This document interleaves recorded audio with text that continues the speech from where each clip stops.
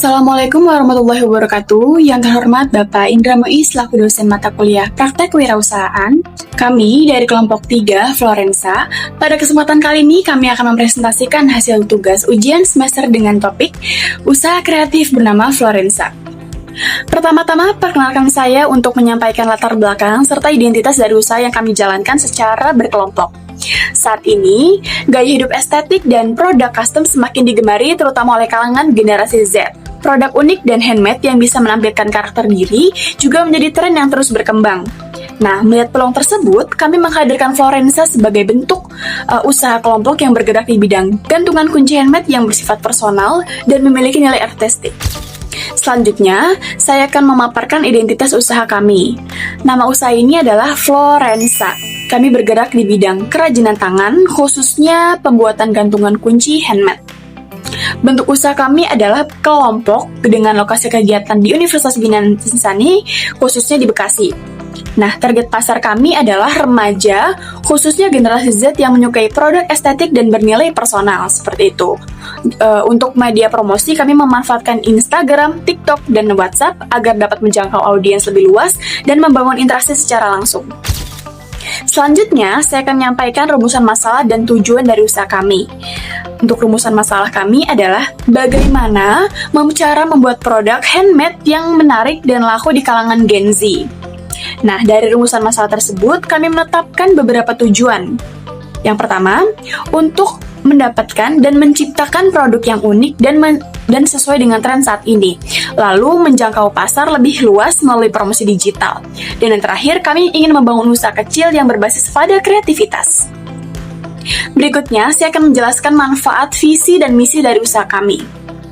Dari sisi manfaat, usaha ini menjadi wadah bagi anak muda untuk menyalurkan kreativitas. Yang pertama, untuk memberi peluang usaha dengan modal kecil dan menghadirkan produk yang berbeda dari pasaran, seperti itu. Untuk visi misi itu sendiri, kami menjadi usaha handmade yang dikenal dengan keunikan dan kualitas produknya. Sedangkan misi kami adalah yang pertama, membangun atau membuat produk handmade yang estetik dan juga personal. Yang kedua, memberikan layanan custom sesuai permintaan. Dan yang ketiga, memanfaatkan media sosial sebagai sarana promosi, serta menjaga kepuasan dan kepercayaan pelanggan. Seperti itu. Sekian pemaparan presentasi dari saya. Selanjutnya adalah Yolanda. Untuk Yolanda, waktu dan tempat dipersilakan. Selanjutnya, saya akan membahas mengenai analisa produk. Sebelumnya, perkenalkan nama saya Yolanda Putri Gading sebagai divisi produksi. Baik, saya akan masuk ke dalam pembahasan. Gantungan kunci kaca hias merupakan produk handmade yang dibuat oleh mahasiswi Universitas Bina Insani dari kelompok manajemen 23B, yaitu kelompok Florensa. Produk ini terbuat dari bahan utama yaitu berupa kaca mini, kawat bulu, dan juga gantungan. Kawat bulu ini berdiameter kurang lebih 10 cm dengan bentuk bulat dan dilengkapi berbagai variasi hiasan yang lucu seperti gambar beruang, kumbang, bunga matahari, dan lain sebagainya. Warna-warna yang digunakan oleh kelompok kami ini didominasi oleh nuansa pastel dan cerah seperti warna ungu, warna pink, peach, biru, dan warna kuning. Gantungan ini bermultifungsi, dapat digunakan sebagai gantungan kunci, gantungan tas, hiasan dekoratif, maupun cermin mini untuk digunakan sehari-hari. Selanjutnya, segmentasi pasar. Produk kaca hias dari kelompok Florensa berfokus pasar dengan rentang usia 8 tahun hingga 30 tahun. Dengan fokus utamanya itu adalah generasi Z yang berusia 15 sampai 25 tahun yang bergender perempuan. Nah, target lokasinya ini harus berada di daerah Bekasi dan sekitarnya, terutama mereka yang aktif nih di dalam media sosial seperti Instagram dan juga TikTok. Dan kemudian, sesi dari psikografis, konsumen ini didasari oleh mereka yang menyukai produk handmade, memiliki gaya hidup yang estetik, dan menyukai hal-hal unik. Cara perilaku konsumen potensial umumnya aktif di media Instagram dan juga TikTok yang menyukai produk yang visualnya itu menarik dan bisa di-custom, serta memiliki kebiasaan untuk membeli aksesoris untuk dikoleksi maupun dijadikan hadiah kepada teman-teman ataupun pasangan. Baik, selanjutnya di sini ada aspek produksi atau operasional. Oh ya, sebelumnya perkenalkan nama saya Nurul Leherni. Di sini saya sebagai Divisi Media Kreatif. Pada proses produksi Florensa, produksi dilakukan secara handmade dengan tahapan terstruktur dan memperhatikan estetika. Selain itu, tahapan produksi pengadaan bahan baku, kaca bulat, kawat bulu, gantungan besi, dan mentembak. Selain itu, kita membeli produk tersebut di toko online yang terpercaya dan harga terjangkau. Untuk persiapan produksi Florensa ini, sebelumnya kita membersihkan kaca, memotong kawat. Selanjutnya, perakitan desain dirangkai dengan kawat dan gantungan.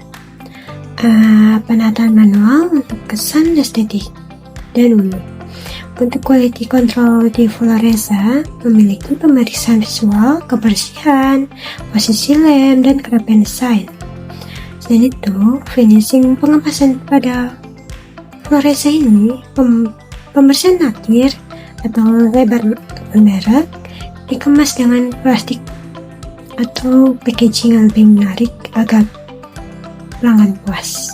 Untuk skala produksi Florensa ini, rumahan kapasitas 10 atau 30 unit per hari.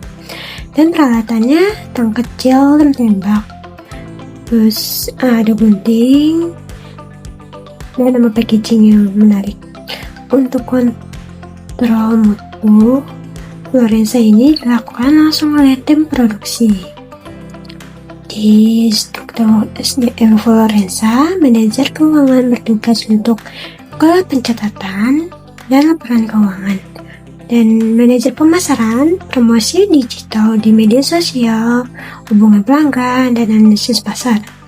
Yang ketiga itu, manajer produksi bertugas untuk atur bahan baku, proses produksi, dan quality control.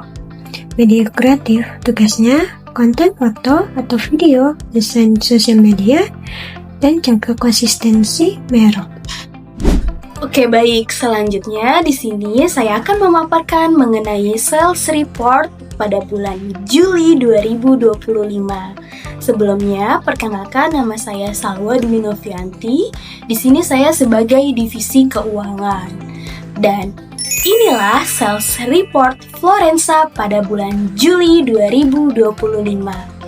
Pada tanggal 1, kami mendapatkan pelanggan yaitu bernama Verla yang memesan kaca flower sebanyak 3 piece dengan harga satunya itu 10.000.